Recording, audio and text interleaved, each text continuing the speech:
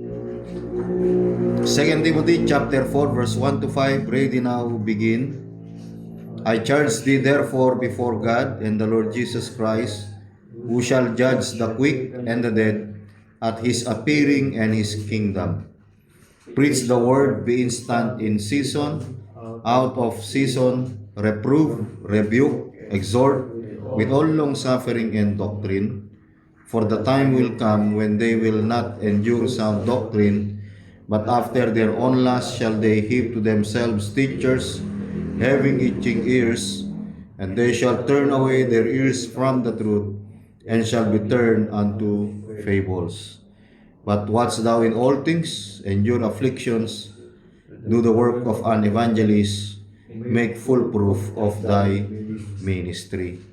Tayo po ay manalangin, Panginoon, pagpalaan niyo po ang araw na ito sa aming pag-aaral. Bigyan niyo kami ng karunungan para maunawaan namin ang salita mo at ang gawain na pinagkatiwala mo sa amin. Pagpalaan mo ang aming buhay, in Jesus' name, Amen. Ang pamagat ng ating pag-aaralan ngayong hapon, the preservation of true ministry.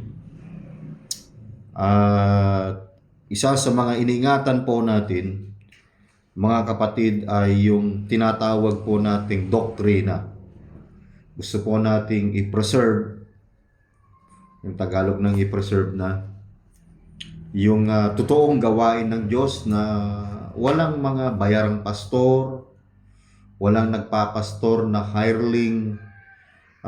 Alam natin na mahalaga po ito, mga kapatid, para kung matrain yung ating kaisipan ay makita natin na mape-preserve ang ministry kahit walang pera. Ano po? Dito sa ating binasa 2 Timothy chapter 4 verse 5, paano ba natin mai-preserve ang gawain ng Panginoon? Una, sabi sa verse 2, makikita natin sa 2 Timothy chapter 4 verse 2, preach the word. Ito po yung ating goal, na dapat ay ipangaral mo ang salita. Ipangaral natin ang salita ng Diyos. Hindi lamang basta salita, yung salita ng Diyos. Sabi ng Biblia, kapag naipapangaral ang katotohanan ng salita ng Diyos, makikita po natin na yung gawain ay lalago, magiging matibay, magiging matatag. Pag ang tao alam niyang ang katotohanan, hindi siya mawawala, hindi siya maliligaw, at higit sa lahat, hindi siya maloloko ng kahit sinong mangaral. Kaya yung salita ng Diyos, ito po yung gabay natin sa ating pang-araw-araw. Kaya sabi ni Pablo, preach the word,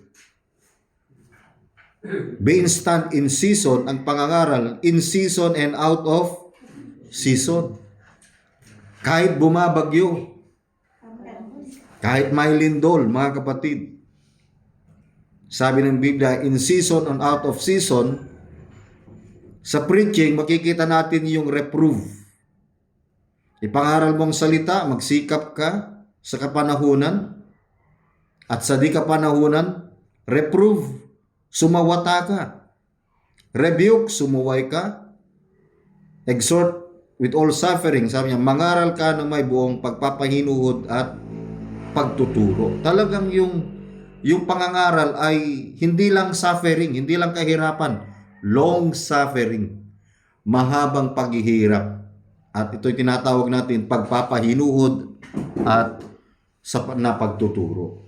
Kaya mahalaga po sa atin na maunawaan po natin na ang dala-dala natin na ipapangaral ay hindi yung sarili natin, hindi yung pangalan ng simbahan, kundi yung salita ng Diyos. Hindi para tayo maging popular, hindi para tayo maging sikat. Kapag maganda ang preaching, maganda rin ang love gift. Maganda rin ang bigay. Kasi mayroong mga ganyan Babayaran mo yung pangangaral dahil maganda yung preaching, na-encourage, parang binabayaran yung tinatawag nitong aral. Hindi ho, ganun, mga kapatid. Ang goal po natin, kapag naipangaral ang salita ng Diyos, siguraduhin mo, lahat ay nakakain ng salita ng Diyos. Kasi feeding po ang goal po natin dito. Hindi ka lamang maghasik ng salita ng Diyos, kundi yung dapat makapakinig ng tama ay dapat mabusog ng salita ng Diyos sa pamamagitan ng pangangaral.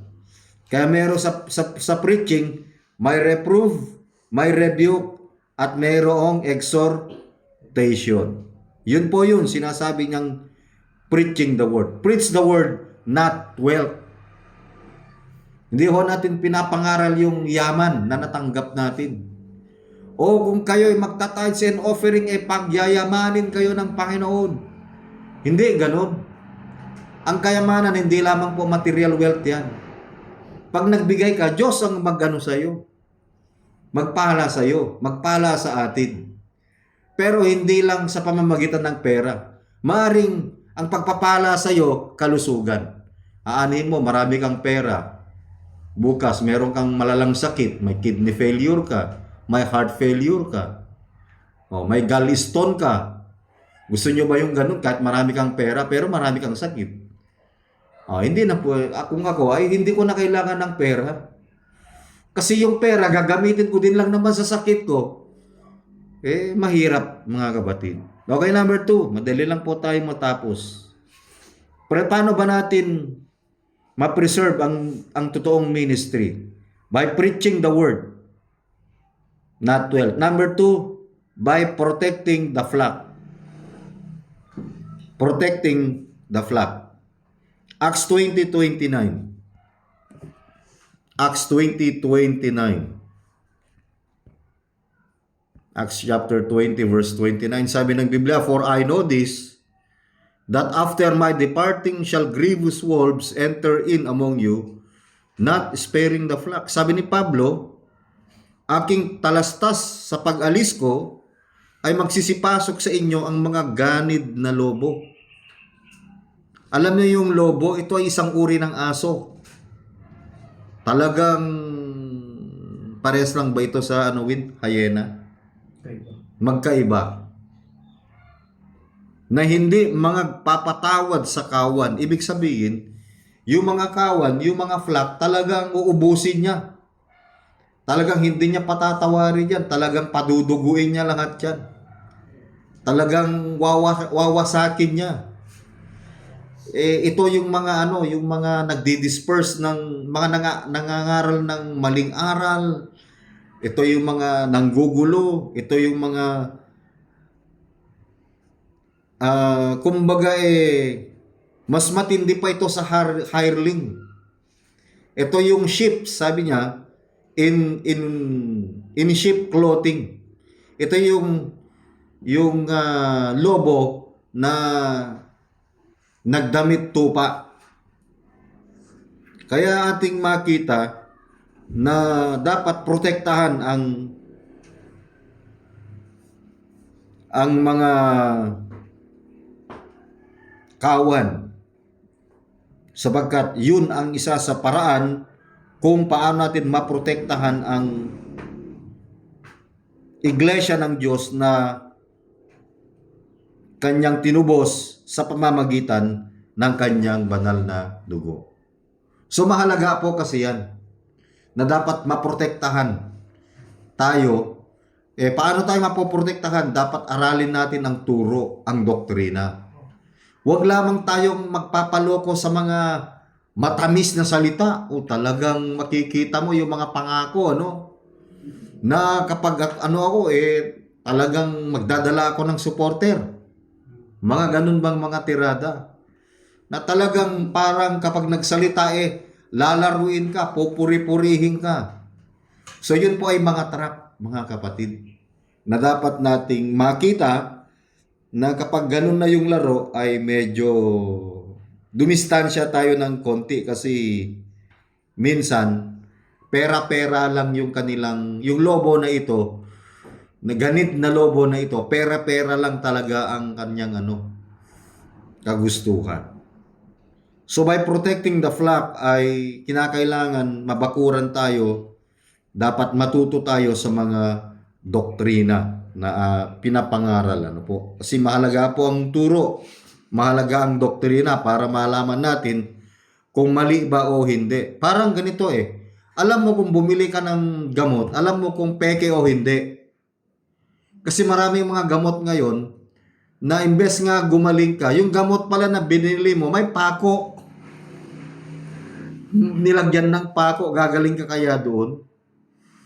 Siyempre kung nakalunok ka ng kapsula na may pako, mapapako yan sa bituka, na magiging sanhi ng iyong kamatayan.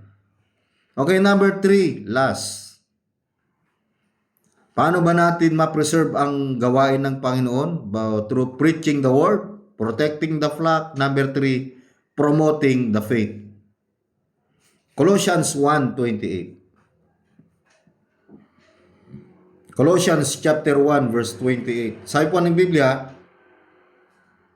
whom we preach, warning every man, and teaching every man in all wisdom, that we may present every man perfect in Christ Jesus. Na siya naming inihahayag na pinaalalahanan ang bawat tao. Ayan.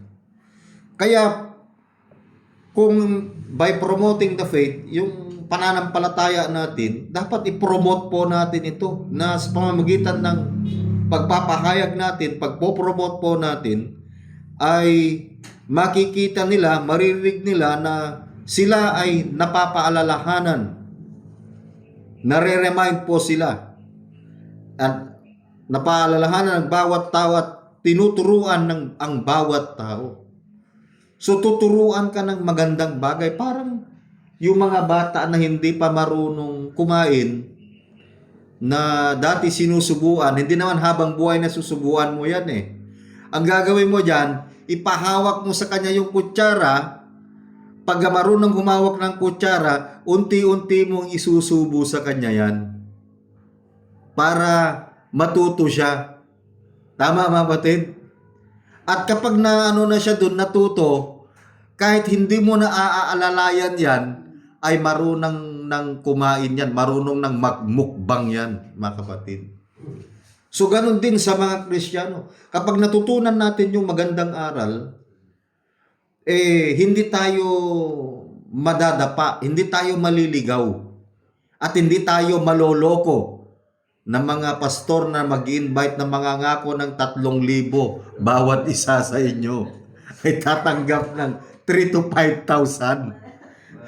Meron na tayo? Naghanap yung tao, sasabi yung tao. Ay, puntahan nyo po doon kasi naka-open na sila eh. Grabe talaga, Kaya minsan, tayo naman, syempre sumusubok, baka totoo ito, pero yun pala picture-picture na. Kaya yun yung sinasabi natin, na hindi tayo basta maniniwala, kahit mangako pa yan ng isang dangkal na ginto. Ang sabi ko naman, Pastor, bakit nga yung mga kapitbahay, siyempre pumunta sila doon. Bakit walang tao? Kasi yung mga tao doon, pupunta lang dahil may ipinangakong pera. Sino ba naman ang hindi masilaw sa tayo, maliit lang, pupunti lang tayo, doon pera? Pupunti lang sana sila. Oo. Meron yung Pwede ko naman gawin yan tayo pero kayo ang mamartilyuhin ng mga tao dito. Pero hindi ho ganun yung panloloko Mahirap yun. Kaya tayo, whom we preach, warning every man, and teaching every man in all wisdom, that we may present every man perfect in Christ Jesus. Hindi tayo nagpe-present ng pangako, ng pera, ng ganito, ng ganyan. Ang ipinapangaral natin, hindi yung kayamanan ng mundo, kundi si Kristo na siyang tagapagligtas na dapat nilang makilala sa practical na buhay. Verse 29, Colossians 1:29. Whereunto I also labor, sabi ni Paul sa mga Colossians, nang dahil dito ay nagpapagal din naman ako. Ibig sabihin, hindi niya pinapabayaan yung gawain. Nagpapagal siya, nagtatrabaho siya, nagpapawis siya. gusto niya yung kanyang trabaho para sa Panginoon o gagamitin sa Panginoon, pinagpapaguran niya. Hindi lamang siya umasa sa pera na ibibigay ng miyembro. Di ba ang sarap nun? O kung bigyan ka ng miyembro ng kapatiran ng isang salop na bigas, pwede praise God. Pero huwag ka namang umasa na kapag pumunta ka everyday, merong isang salop na bigas. Tapos kung hindi ka bibigyan, sisimangot ka. Pangit naman yung ganun. Pero mas masarap pa rin yung isang salop na giniling na mait. Alin na sigat yung matunawan. At least tipid. Pwede mong kainin yun ng isang linggo, diretso. Kaya si Pablo sabi niya, whereunto I also labor, striving according to his working, na dahil dito, nagpapagal din naman ako na nagpipilit ayon sa kaniyang paggawa, na siyang akin ay gumagawa na may kapangyarihan, which worketh, according to his working, which worketh in me mightily. So, di ba, mas maganda kapag ganito yung ating kaisipan na hindi natin ginagamit ang simbahan para makalikom ng pera ng iba. Mas maganda kung church mismo ang magtatapos kahit pa konti-konti lang. Hindi tayo nagbibigay ng envelope sa mga politiko. Kung merong gustong tumulong, hindi tayo nagpo-post na, oy, tulungan nyo kami. Hindi. Nakita naman natin kung paano kumilos at gumalaw ang Diyos kahit walang post sa Facebook. Nakita ko na yan Pero sigurado ngayon 2026 talagang matatapos yung flooring na natin ngayon. Kaya next week, pwede na po tayong mag-umpisa. Itatamper lang natin muna yung natin dyan. At ilalatag. Makapagtrabaho lang tayo ng 3-4 na oras dyan. Pwede na nating yan. Iwanan kung may mga lakad tayo, mga kapatid. Kasi minsan talagang mahirap din Pero salamat sa Diyos dahil may biyaya ang Panginoon sa atin.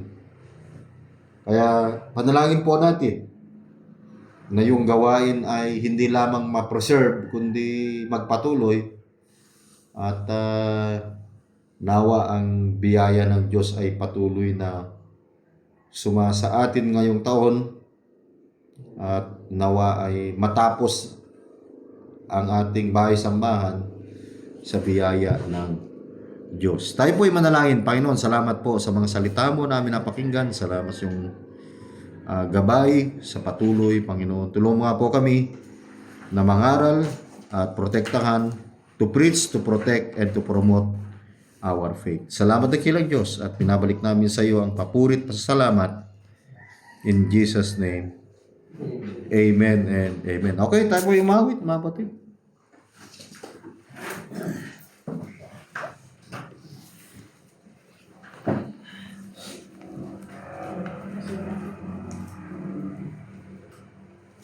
Song number 3, The Banner of the Cross. There's a royal banner given for display. Everybody sing.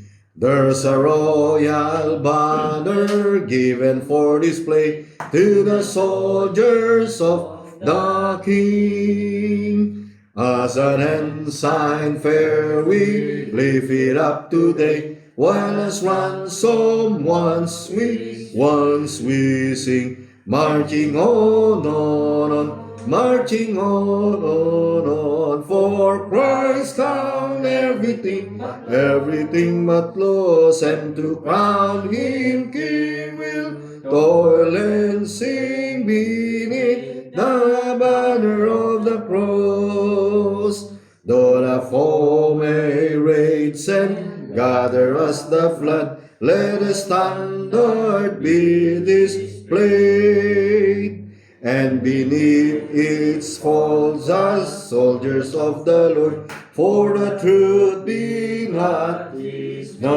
dismayed, writing on, marching on, for Christ found everything but loss, and to crown King will toil and sing beneath the banner of the cross. Number 3. Over land and sea, wherever men may dwell, make the glorious tidings known of the crimson banner. Now story tell, while the Lord shall claim His on, marching on, marching on, for Christ everything but loss, and to crown Him King will toil and sing beneath the banner of the cross. Last stanza. When the glory dawns, drawing very near, it is hastening day by day, then before our King foe shall disappear, and the cross word shall sway. Marching on, marching on, for Christ come everything but loss, and to crown He will toil and sing beneath the banner of the cross. Brother Benem,